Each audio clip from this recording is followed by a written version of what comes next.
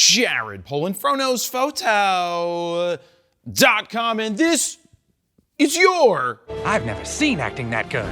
He's amazing. Photo News Fix.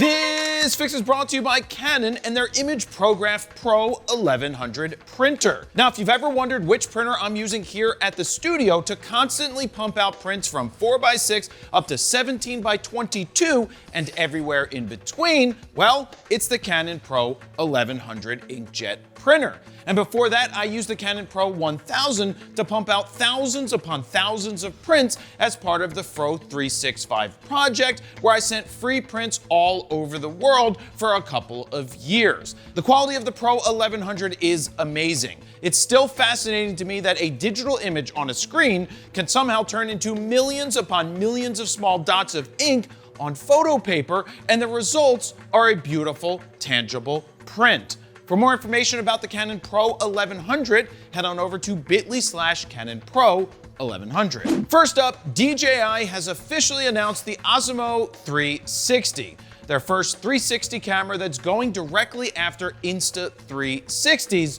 360 cameras. Now, the Osmo 360 sports dual square 1-inch sensors, capturing 8K footage at up to 50 frames per second, or 8K at 30 frames per second for up to 100 minutes, or up to 180 minutes with the extension pole thing that has a battery in it. Now, the big question there is overheating, as these types of cameras crunch that much data tend to overheat. Now, this isn't the first 1-inch sensor 360 camera, as Insta360 put out the One RS 1-inch a few years ago. It's actually the camera that most of my 360 footage over the past few years has been shot with. Now, it's not perfect and it's been due for an upgrade, but I didn't think the upgrade would come from DJI first. The Osmo 360 weighs in at 183 grams or 6.5 ounces and is designed for extreme weather. Now, right out of the box, it can go underwater to roughly 32 feet, so long as the doors are closed. This is the end. Now, in terms of price, you're looking at $549.99 for the camera by itself and up to $699 for their adventure combo. Now, one of the cool features for bike riders like me is you can have your ride data overlaid on your footage, which is kind of cool. But at the end of the day, I still question the mass appeal of 360 content. We use it when I'm on a photo shoot to allow us the ability to grab other angles when needed, but is there mass appeal for something like this? I'm not sure. What do you think? Let me know down below. Next up, in a shift from most of the camera industry, Sigma USA has announced it will eat the extra 5% tariff on imported goods into the United States from Japan. Now, according to the president of Sigma USA, the US government has announced a new 15% tariff on goods imported from Japan. While this presents additional cost pressure across the industry, we want to assure you that Sigma will not be implementing any further price increases at this time. Now, keep in mind, they did already raise their prices to reflect the 10% tariff that was already in effect, and by eating the additional tariff, or absorbing, as they like to say, they hope this helps their dealer network and end users. Now, one of the reasons Sigma can do this is they're vertically integrated, meaning they own the entire process from start to finish. That means less hands in the till and more profits at the end of the day. Now, in an effort to stay in my lane and to do what I'm told by commenters who get offended when I speak out about something they don't agree with, I say this: shut up! You can't have it both ways. You hide behind patriotism and you think you own it.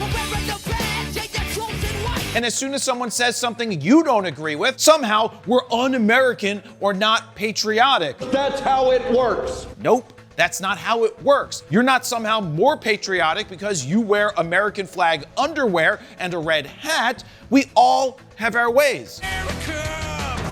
Yeah! You just don't get to tell everyone what their way should be.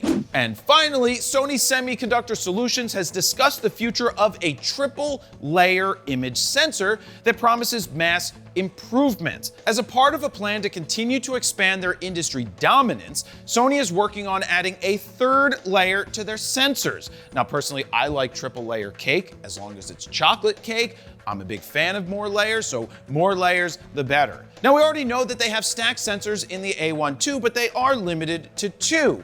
One of the layers houses the photodiodes, which houses the pixels, and the other is for processing. Oh, process mod. So what happens when you add a third layer? According to Sony, you would see more processing power right on the sensor, which can improve dynamic range, noise performance, sensitivity, efficiency, and even readout speeds. Now, faster readout speeds means less rolling shutter, faster shooting, and of course, improved autofocus. Can we just take a moment to step back in wonder of the technological advances that allow us to gather light with a lens that hits a sensor, that converts that light into ones and zeros, and somehow does this at speeds you could never have ever imagined, and at a press of a button, see that image come to life?